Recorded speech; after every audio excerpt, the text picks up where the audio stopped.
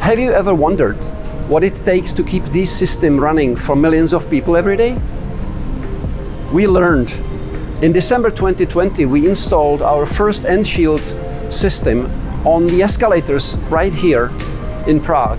And today we monitor 21 of the heaviest escalators for Prague subway using 168 of our sensors to keep them running. Let's first hear from Mr. Vondracek, our customer. He's head of transportation services for Prague subway, and he shared some of his challenges with us earlier. Provozujeme dopravní zařízení s lidmi, cestujícími. To je velmi vysoká zodpovědnost. What was your main motivation to start digitizing escalator maintenance? Tu digitalizaci v podstatě na rovinu řešíme, protože víme, že ten dostatek lidí nebude, že to zařízení bude složitější, čili musíme vyřešit nějaký základní identifikace opotřebení a přejít z preventivní údržby na tu prediktivní, protože ta preventivní je prostě drahá. A samozřejmě v neposlední řadě, v momentě, kdy zjistím, že ta preventivní není potřeba v takové míře, tak můžu tu energii dávat jiným směrem. How does a loss of skilled labor affect your maintenance procedures? Teď ta situace ukazuje, že to je velmi nutnou záležitostí, že vlastně nám to může umožnit vůbec komunikovat i na úrovni pohledu do očí. How do OEMs themselves contribute to maintenance digitization? Bohužel my narážíme i na to, že samotní výrobci výtahu eskalátorů jsou stále velmi těžce pozadu.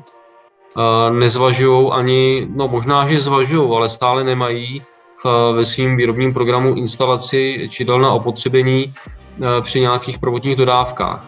A díky tomu dneska zkoušíme měření vibrací na výtazích a víme, že vlastně díky tomu dochází k nějaký změně toho stavu a už dneska na základě toho máme vypočítáno, jaká je zhruba životnost těch jednotlivých strojů podle zátěže v těch momentech instalovaných výtahů, v těch místech těch instalovaných výtahů. A samozřejmě tyhle poznatky dneska nutně podle těch zátěží řešíme i v té technologii eskalátorů. What are the savings of digitization in your case? Mě to čidlo, když zaznamená ten drhnoucí zvuk, tak mě může ušetřit třeba výměnu všech stupňů na tom celém pásmu, kdy se mi prodřou drážky od kamínku, který se zasekne do těch zubů. Jo, to je třeba případ, kdy se ušetří řádově třeba i 2,5 milionu. To detect anomalies in these escalators, we first need to install sensors. And the place under my feet is not a friendly place to be in. And our team had real challenge installing them. In the next video, my colleague Jan will give us a little behind-the-scenes tour of the installation.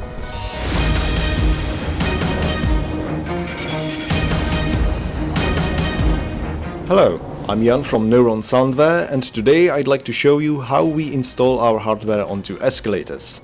So, as you can see behind me, the escalators are stripped down, ready for the installation. Down there, in the engine compartment, there is the motor, transmission, driven gears and shafts.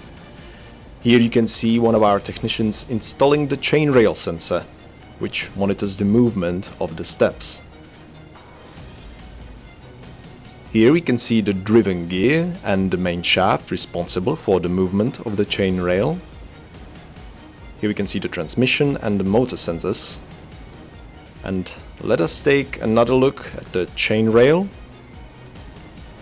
Here you can see. And this is a different model of the escalator, but with the driven gear, main shaft and the transmission protected. Once the hardware is installed, all the sounds and vibrations from the escalators down here are transferred to our N-Shield platform, and through the portal our customers can monitor status of their assets. And this is the N-Shield portal. So let's say I'm Prague subway maintenance manager. I'm Mr. Vondracek, and I want to see why I got notification in my email today. What's the system telling me? I log in and I arrive here at my fleet view, where I have cards for every single of my escalators. And I know that I got an email about escalator number 90 on Mustek station with an anomaly. I want to know what the anomaly is. So I go to the asset card, the asset details, and first thing that happens to me is I see the log of the machine, which is the basis for the utilization reports. But I want to see the alerts, so I filter them out by this button. And I see that this morning, just before 5 a.m., there has been an anomaly. So my checking typically starts with the visual. I want to see which part of the machine started the anomaly, and I see it's there. I see anomaly score all over the place, high over the threshold, just before 5 a.m. So people started rolling in and loading the machine at 5, but the anomalies are just here. I'm zooming on transmission right, which is the culprit, and the final thing I can do is I can actually check the sounds. Now, what the platform is doing, it contains all the information. It contains all the recordings, all the decisions of the neural network, and my alerts, and my uptime reports. Now it's loading the sounds. It will visualize for me all the recordings around the time of the anomaly, and it will highlight the channel that triggered the anomaly. I can check this sound. This one sounds normal. It's not as loud. And just by visual, I see a huge difference. So I want to play this one for me.